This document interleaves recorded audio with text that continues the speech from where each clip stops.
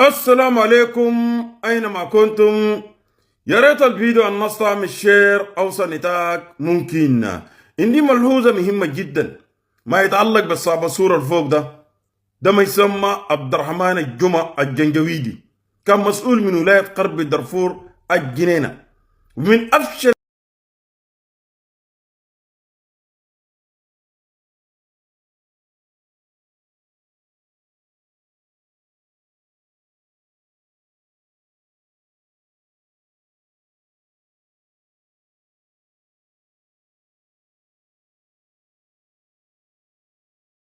قادة الناس.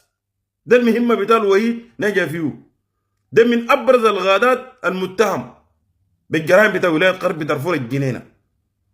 والله العظيم من زمن داك الزول ده لم ينجح في أي مهمة، في أي مهمة. حتى لو توف صغير ساكت ما قدر نجح، قسما بالله العظيم. وليه ذاته نجح زمن داك؟ زمن داك لا في 23، لا فيه مسيرات، ولا لدينا سلاح مطور.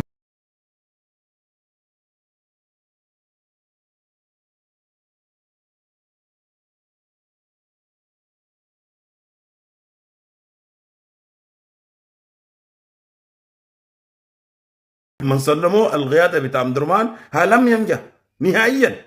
قسما بالله العظيم الدكان مهمة لم ينجح. عشان كده ربما زول ده باع القضية يا جماعة، والله باع القضية ربما. عشان كده زول ده لم ينجح في اي مهمه الا بتاع ولايه غرب دارفور، وذاك برضه ضوء بتاع السلاح فقط يعني. ونحن كلنا نعلم الحته دي. لو كان نمتلك 23 نمتلك بعض السلاح المطور ده برضه كان ما ينجح يعني. المهم